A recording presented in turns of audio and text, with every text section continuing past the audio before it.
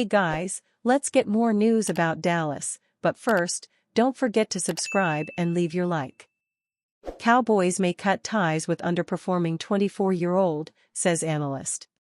The Dallas Cowboys face plenty of difficult decisions this NFL offseason, and there are several current players who could be in danger of being released in the coming months. Spotrac projects the Cowboys are nearly $3 million over the cap heading into the offseason. This does not account for the team's future draft picks and additional moves the franchise will make. All this shows the Cowboys will need to move on from some veterans.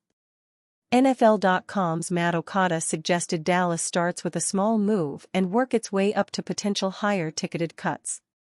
The analyst floated 24-year-old linebacker Damone Clark as a potential cut candidate. The Cowboys have a lot of work to do this offseason, starting $2.8 million in the red and not particularly flush with cuttable, cap-saving players, Okada wrote in a February 17, 2025, article titled, 2025 NFL Free Agency, Derek Carr, Tyler Lockett among 21 notable cut candidates on NFC teams.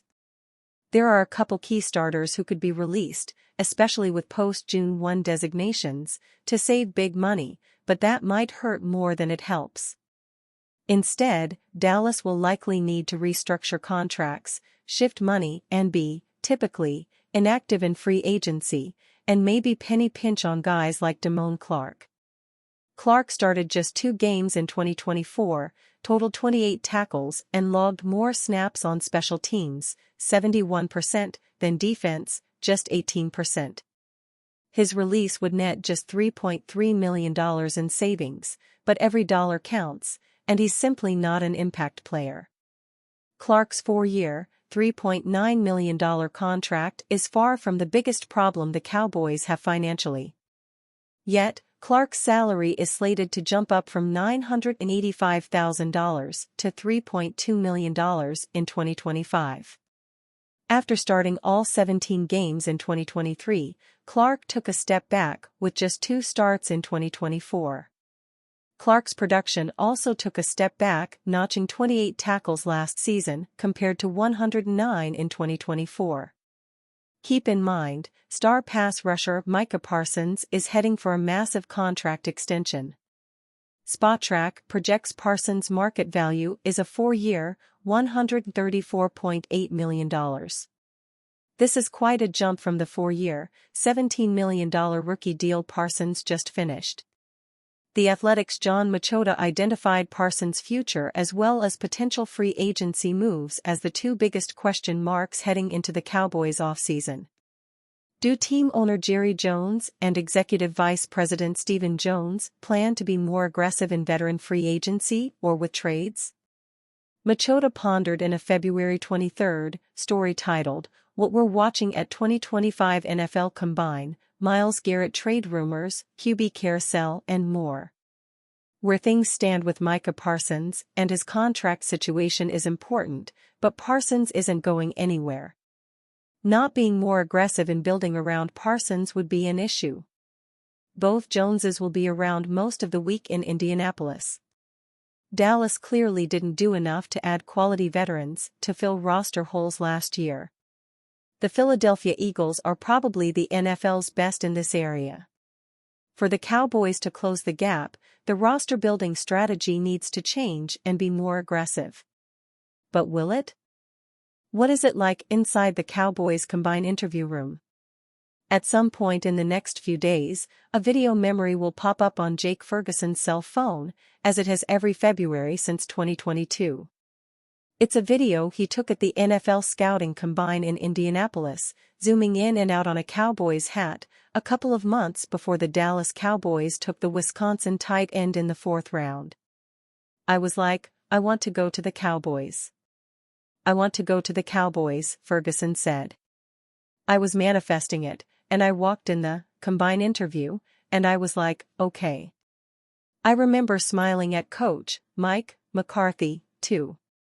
But I walked in and I was like, all right, this feels like home. That year, Ferguson was one of 45 players formally interviewed by the Cowboys at the Combine inside a suite at Lucas Oil Stadium. It lasted 18 minutes, hardly enough time to get to know everything about somebody, but enough to want to know somebody more, or maybe less. Ideally, these interviews serve as a checklist as to whether the Cowboys want to bring the player in for one of their critical top 30 visits. In Ferguson's case, the Cowboys got all the answers they needed in the interview process and were not compelled to bring him to the Star for a visit.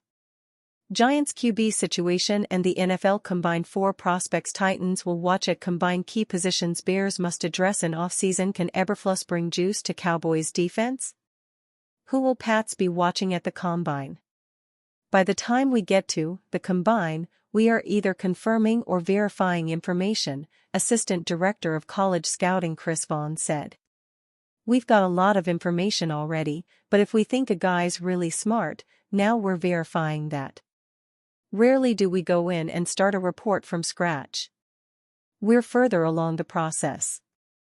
The 18 minutes doesn't seem like a lot of time, but we know what we want to get to. This week in Indianapolis, the Cowboys will meet with another 45 players for formal interviews and dozens of others in informal meetings. They already met with a number of prospects at the Senior Bowl and East/West Shrine game as a prelude to the Combine. The Cowboys have a new head coach, Brian Schottenheimer, defensive coordinator, Matt Eberflus, and offensive coordinator, Clayton Adams, but their process has not changed. If there is an offensive player set to be interviewed, Schottenheimer will be there with Adams and the position coach. Vice President of Player Personnel, Will McClay, will also be in the room, along with Mitch LaPointe, the Director of College Scouting, and Vaughn. A national scout, as well as the area scout who visited the school during the year, might be included, too, in addition to some other staffers. The prospect sits at the head of the table with all eyes peering at him as he looks at a video screen or whiteboard. He will see some Cowboys plays on tape as well as some of his own plays from college that will be dissected. It's stressful if you make it stressful, Ferguson said. Everybody's like, it's the rest of your life, but honestly, you just need to be yourself. That's what got you there. Dallas Cowboys trade for Matthew Stafford, an all-time blockbuster deal. The Dallas Cowboys need to make a quarterback decision very quickly. He is expected to hit free agency this offseason, and the team has been public about their desire to retain his services and win with him now. That's an essential component in all of this. The Dallas Cowboys want and need to win right now, the way the roster is constructed. In this context, a member of the Dallas Cowboys has an interesting, although not absurd, proposal. The director proposed a trade for Matthew Stafford from the Rams. The Rams recently gave Matthew Stafford and his permission to seek a trade. Stafford presumably wants a contract extension, and the Rams don't seem very interested in committing to a 37-year-old quarterback, Cohn wrote. Meanwhile, the Dallas Cowboys are desperate to win a Super Bowl with their current core of aging veterans. They have a much older team than the Rams. And Stafford is a significantly better quarterback. But why not risk it all? Why not give that aging core its best chance at finally winning a Super Bowl? Cohn continues, saying that trading Stafford makes the Dallas Cowboys immediately better. That's only true if the offensive line holds up this season in front of him. At his age, Stafford needs all the protection to be successful, something the Rams probably won't have for him in Los Angeles. Maybe. And you, fan? What do you think of Matthew Stafford's situation? Leave your opinion in the comments.